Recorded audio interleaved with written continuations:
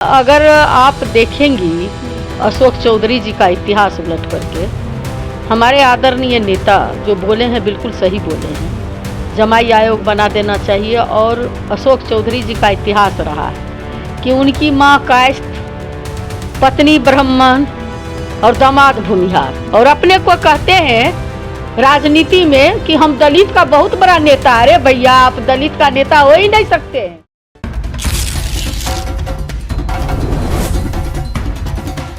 नमस्कार, मेरा नाम प्रीति है और अभी हमारी मौजूदगी जो है वो राजधानी पटना में है। देखिए, जमाई शब्द इन दिनों खूब चर्चा में है। चर्चा में तब आया जब नेता प्रतिपक्ष तेजस्वी यादव ने कहा कि अलग अलग आयोग में जमाइयों को जगह देने की बजाय एक ही आयोग बना देना चाहिए जिसका नाम रखना चाहिए जमाई आयोग। उसके बाद जो है जेडीयू के नेता अशोक चौधरी पलटवार करते हुए कहते हैं कि जितने भी आयोग में जमाइयों को जगह दी गई है वो सभी हकदार थे। और बात रही जहाँ मेरे दामाद की, तो वो RSS कोटा से धार्मिक न्याय परिषद के सदस्य बने हुए हैं। इसी सब तमाम मुद्दों पे बात करने के लिए हमारे साथ राजद के MLC उर्मिला ठाकुर है। उनसे पूछेंगे, अशोक चौधरी जी कह रहे हैं कि उनके दामाद लायक थे, हकदार थे, RSS कोटे से सदस्य बने। अगर आप देखेंगी अशोक चौधरी जी का इतिहास उलट करके, हमारे आदरणीय नेता जो बोले हैं बिल्कुल सही बोले हैं।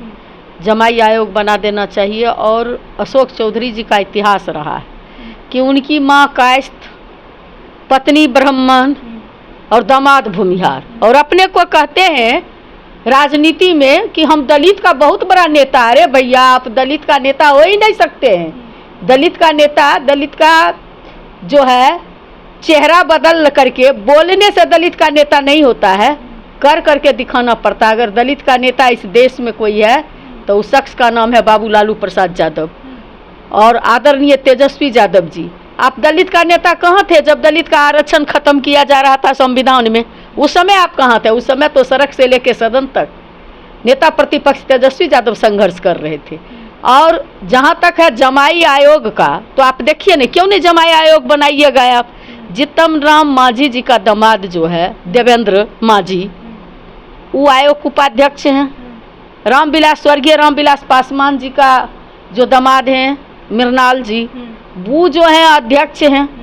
अशोक चौधरी जी का दामाद जो सायन कुणाल जी हैं, वो जो है धार्मिक जो न्यास बोर्ड है उसमें वो सदस्य हैं। तो जमाई आयोग अगर बोल दिए कि जमाई आयोग बना लीजिए, तो इसमें कौन सा गलत बात बोले हैं?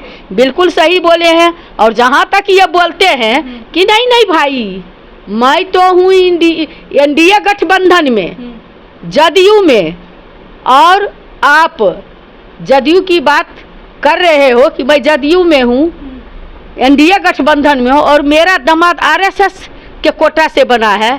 तो मैं कहना चाहती हूँ कि अशोक चौधरी जी, आपका जब दामाद RSS कोटा से है तो क्यों आप जो है चेहरा बदल करके लोजपा में हो? आपकी बेटी भी तो RSS कोटा से ही आई होगी, पार्लियामेंट के चुनाव में कहीं RSS कोटा से ही सेटिंग गेटिंग करके। पहले पता था लोजपा कि RSS में कोटा भी होता है? नहीं, देखिए, RSS कोई पार्टी नहीं है। RSS एक संस्था है जो चला रही है बीजेपी को। बीजेपी मतलब होता है बड़का झूठा पार्टी। वो झूठा पार्टी को खड़ा करके RSS चला रही है। मजा लिया इन लोग को बोलने का मोहन भागवत के खिलाफ में। तुरंत प्रधानमंत्री से लेके नीचे तक बदल दिए जाएंगे। हमारे आदरणीय नेता के खिलाफ में आपने जो बोला है कि छाती पर चढ़ने की बात, अशोक चौधरी जी, आपके पिताजी महावीर चौधरी जी, जिनके आप सुपुत्र हैं, कांग्रेसी थे और आप भी कांग्रेसी थे। और इस राज्य की पहली महिला मुख्यमंत्री राजमाता राबड़ी देवी जी की चरण वंदना, और इस देश इन दुनिया के सबसे बड़े समाजवादी नेता बाबू लालू प्रसाद यादव के चरण वंदना करके आप उनके कैबिनेट में आप मंत्री बने। शर्म होनी चाहिए आपको, आप शर्म कीजिए। आपको यहाँ पे रोकूंगी। कई लोग कह रहे हैं, NDA वाले कह रहे हैं कि परिवारवाद का विरोध कौन सी पार्टी कर रही है, जिनकी पत्नी MLC में रही, पिता जो है माता MLC रही, पिता मंत्री रहे, बहन राज्यसभा सांसद रही, उनके बाद एक बहन जो सिंगापुर में रहती थी उनको टिकट देके लोकसभा चुनाव लड़वाया गया, हार गई। वो पार्टी कह रही है कि दामाद और बेटी को पद मिल रहा है। देखिए, हमारे आदरणीय नेता किसी को पद नहीं, जनता की अदालत में बेटा हो बेटी हो। उर्मिला ठाकुर तो दाढ़ी बनाने वाला का बेटी, हम भी उनकी बेटी हैं। देखिए उर्मिला ठाकुर को, एक आयरन करने वाली मुन्नी रजक को देखिए, पत्थर फोड़ने वाली भगवतिया देवी को देखिए, धानुक की बेटी कुमकुम राय को देखिए, मालती देवी देखिए जो चमार राम समाज से आती है, आप बगल में रेखा पासवान को देख लिए, आप देख लीजिए समता देवी को देखिए, सीमा स्वीटी हमरम को देखिए जो आदिवासी समाज से आती है। ये है बाबू लालू प्रसाद यादव जी का परिवार, ये है परिवारवाद। और आप कहते हो कि सिंगापुर और राज्यसभा की बात करते हो, जनता की अदालत में कोई भी जा सकते हैं। बाबू लालू प्रसाद यादव ने अपने बेटा और बेटी को जनता की अदालत में भेजे और जनता एक्सेप्ट करेंगे तो नेता बनेंगे, जनता एक्सेप्ट नहीं करेंगे वो लोग उनके तरह, अरे भैया उनके तरह जो है कभी चरण वंदना राजद में करके मंत्री बन गए, कांग्रेस में थे वो छोड़ के आ गए, फिर जदयू में गए, जदयू में चरण वंदना करके नीतीश कुमार जी को, अगर आज नीतीश कुमार मानसिक रूप से बीमार हैं तो उसमें एक अशोक चौधरी का भी नाम आता है कि ये भी जो है हाईजैक करने वाले में एक ये भी हैं। और इतना ही नहीं, आप जो है बेटी को उधर जो है आरएसएस कोटा से दामाद बनते हैं, बेटी को कहते हैं लोजपा से बन गए।